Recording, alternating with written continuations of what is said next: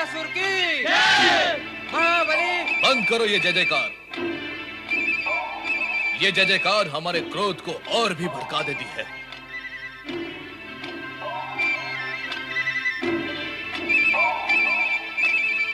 नारी कितनी सुंदर, कोमलांगी, चंचल नैनों वाली, मधुर मुस्कान वाली, इसे तो प्राप्त करना चाहिए। अब मैं जगत की सबसे सुंदर नारी को अपनी महारानी बनाऊंगा और ये जितने भी देवता ऋषि मुनि हैं, इन सबको समाप्त कर दूंगा।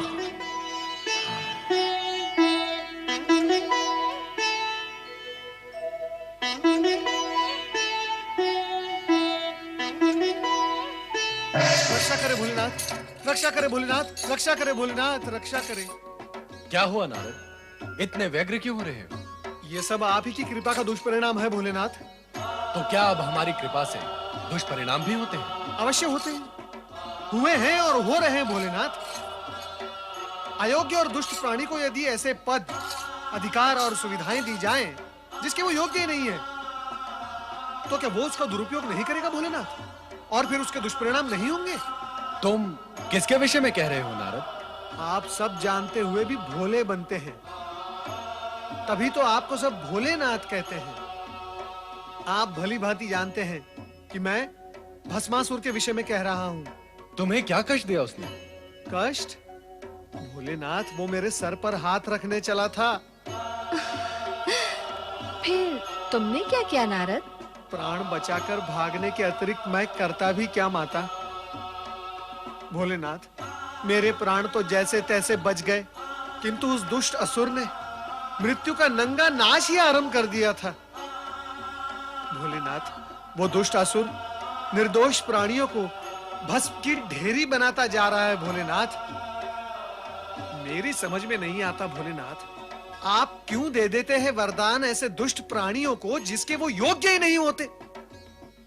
आपकी कृपा और वरदान का कितना अनुचित लाभ उठा लेते हैं ये दुष्ट असुर। माता, भोलेनाथ, मुझे तो लगता है वो संपूर्ण सृष्टि में प्रलय ही मचा देगा। मैंने तो पहले ही कहा था कि ऐसा वरदान पाकर यह असुर उत्पात अवश्य करेगा। इस जगत में ऐसा कौन है जिसने वरदान, अधिकार, पद और सुविधाएं पाकर उत्पात न किया हो? सबके सब आप जैसे कल्याणकारी और भोले भंडारी तो है नहीं भोलेनाथ। पता नहीं क्या स्थिति होगी निर्दोष जन की। चिंता न करो नारद, हम शीघ्र ही इस अनर्थ को रोक देंगे। भस्मासुर,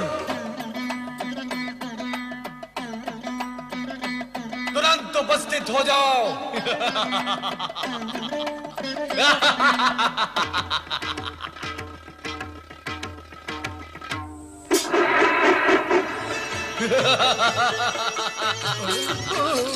हे शिव शंकर, आपके दिए हुए वरदान का प्रयोग करके अत्यंत सुख की प्राप्ति हो रही है।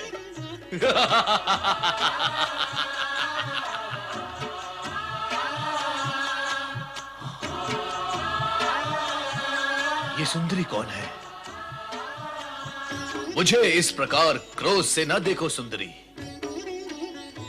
क्रोध में तो तुम और भी अधिक सुंदर दिखाई देती हो। मैं ये सोचता था कि मैं अपने शत्रुओं को समाप्त करने के पश्चात जब इस त्रिलोक का सम्राट बन जाऊंगा तो मेरी साम्राज्ञी कौन होगी? परंतु तुम्हें देखने के पश्चात प्रश्न और सोच दोनों ही समाप्त हो गए। आओ,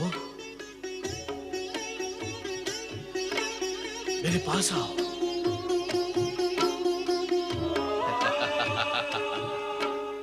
मैं इंद्र को भस्म करके तुम्हें स्वर्ग के सिंहासन पे बिठाऊंगा। दुष्ट भस्मासुर, पार्वती हमारी अर्धांगिनी है और तू हमारा सेवक। वो तुम्हारे माता समान है। इन पर कुदृष्टि डालने का परिणाम जानता है। हम तुम्हें इसी समय भस्म कर देंगे। भस्म करने का काम जब तुम करते थे वो युग गया भस्मधारी। अब भस्म करने का कार्य मैं करता हूं। मैं, इससे पहले कि तुम मुझे भस्म करो, मैं ही तुम्हें भस्म करके इस सुंदरी को अपना बना लेता हूं। वही रुक जा दुष्ट। प्रभु अपनी रक्षा करे, भाग जाए यहाँ से, भाग जाए प्रभु।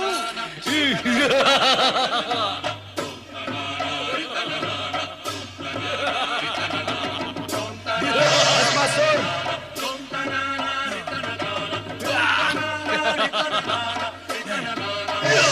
भस्मासुर,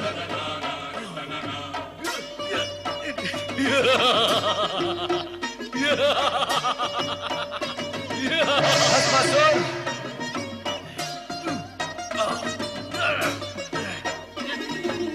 भस्मासुर,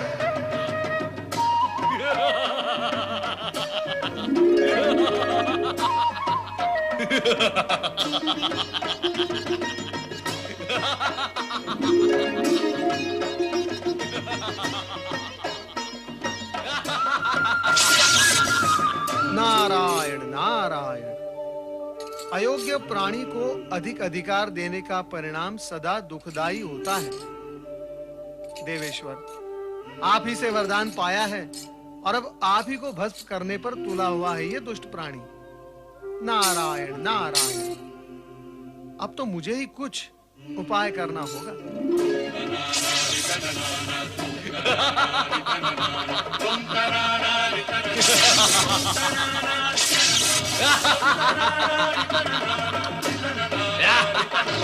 रक्षा करें प्रभु, श्री हरि, प्रभु हमारी रक्षा करें। नारद, तुम पर क्या संकट आ पड़ा? नारद, आज तुम्हें रक्षा की आवश्यकता कैसे आन पड़ी? तुम तो संपूर्ण जगत की रक्षा की चिंता किया करते हो। माता, चिंता तो आज भी है, किंतु जगत की नहीं, जगत पिता की। अर्थात?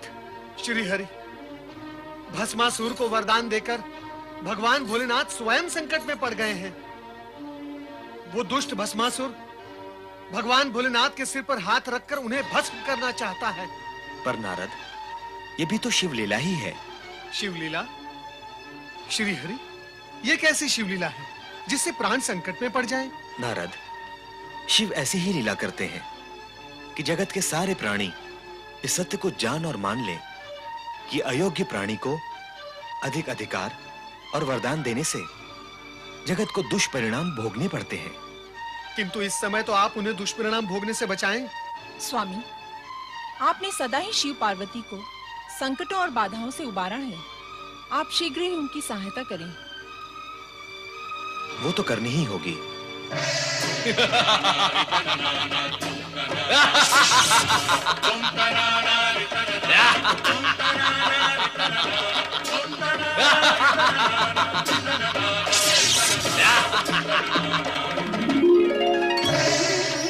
ये सब क्या हो रहा है स्वामी? कहाँ कहाँ क्या हो रहा है देवी? तीनों लोकों का स्वामी एक दुष्ट, बुद्धिहीन, दुराचारी असुर के सम्मुख इतना विवश, असहाय और पौरुषहीन हो गया है। समय की बलिहारी है देवी, समय की बलिहारी है। हाँ स्वामी, देख रही हूँ समय से हारे हुए बल को, किंतु अब आपकी ये दशा मुझसे देखी नहीं जाती। तो देवी, हमें क्या अपनी ये स्थिति प्रिय लगती है? हम इस अप्रिय स्थिति से स्वयं ऊब चुके हैं। तो फिर विराम क्यों नहीं लगा देते इस स्थिति पर? नहीं, हम अभी ऐसा नहीं कर सकते। ना सही, मैं तो कर सकती हूँ। आप मुझे आज्ञा दें, मैं शक्ति रूप धारण कर उस दुष्ट भस्मासुर को एक क्षण में ही समाप्त कर दूंगी। तुम यदि ऐसा कर दोगी तो हमारे वरदान का क्या होगा जो हमने भस्मासुर को दिया है कि उसे कोई भी नहीं मार सकेगा? यदि तुम्हारे हाथों उसका वध हो जाता है तो हमारी वरदान की महिमा भी समाप्त हो जाएगी। ऐसा हो गया तो जगत के प्राणी भविष्य में हम पर और हमारे वरदान की शक्ति और महिमा पर विश्वास ही नहीं करेंगे। स्वामी, आप तो चारों ओर से विवश हैं। तुम चिंता न करो देवी, हमारी विवशता का शीघ्र ही अंत होगा। कोई ना कोई उपाय अवश्य निकल आएगा। अब तुम शीघ्र ही समाधि स्थल चली जाओ, वहां पर तुम सुरक्षित रहोगे।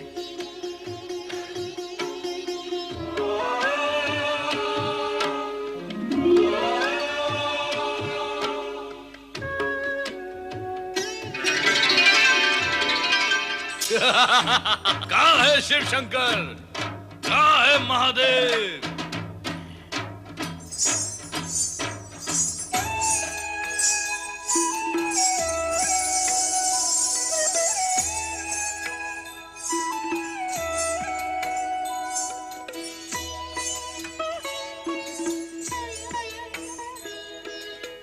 इधर देखो वरदायिनी भस्मासुर।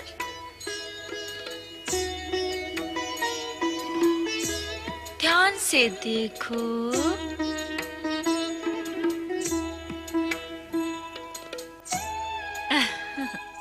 अंतर्दृष्टि से देखोगे तो मैं तुम्हें पार्वती से अधिक सुंदर दिखाई दूंगी।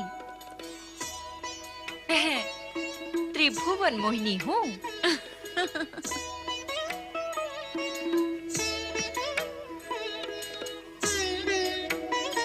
रूप और सुंदरता में मेरी बराबरी करने वाली अन्य कोई सुंदरी इस जगत में नहीं है।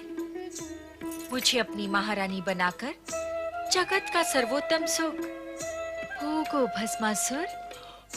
मुझसे विवाह करके भस्म करने के इस झंझट से सदा के लिए मुक्त हो जाओ। तुम तो अनुपम सुंदरी हो। मैं तुमसे अवश्य विवाह करूंगा, इसी समय विवाह करूंगा। मैं भी यही चाहती हूँ और तुम भी यही चाहते हो। फिर विवाह में विलंब क्यों? विलंब तो तुम कर रही हो सुंदरी। मैं तो तुम्हें पाने के लिए आतुर हूँ। चलो विवाह करें। तनिक रुको भस्मासुर। हमारी कुलरीति ये है कि विवाह से पूर्व अपने कुल देवता के सम्मुख नृत्य गान करके उन्हें प्रसन्न करना पड़ता है। नहीं तो कुल देवता रुष्ट हो जाते हैं और विवाहित जीवन संकट में पड़ जाता है। नहीं नहीं, हमें संकट में नहीं पड़ना है। हम असुर तो दूसरों को संकट में डालते हैं। बताओ, कौन है तुम्हारे कुल देवता और नृत्य कहाँ करना है सुंदरी? आओ।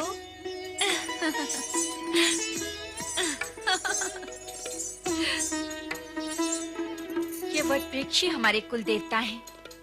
तुम मेरे होने वाले पति हो। हमारी कुल रीति के अनुसार कुल देवता को प्रसन्न करने के लिए तुम्हें उसी भांति नृत्य करना होगा जैसे कि मैं करूंगी। बोलो, करोगे ना? अरे तुम कहोगे तो नृत्य क्या, मैं कुकृत्य भी करूंगा। चलो शीघ्र नृत्य आरंभ करते हैं ताकि नृत्य करके हम शीघ्र विवाह कर सके। तो चलो नृत्य गान आरंभ करते हैं। गान? क्या हुआ, रुक क्यों गए? मैं नृत्य तो कर सकता हूँ परंतु गान नहीं गा सकता। क्यों? मेरा कंठ बेसुरा है। यदि मैंने बेसुरा गीत गाया तो मेरे जाति वाले असुर ये समझकर यहाँ पर आ जाएंगे कि मैं उन्हें पुकार रहा हूँ। नहीं, मैं गाना नहीं गा सकता। अभी अभी तो कह रहे थे कि कुकृत्य भी कर सकते हो।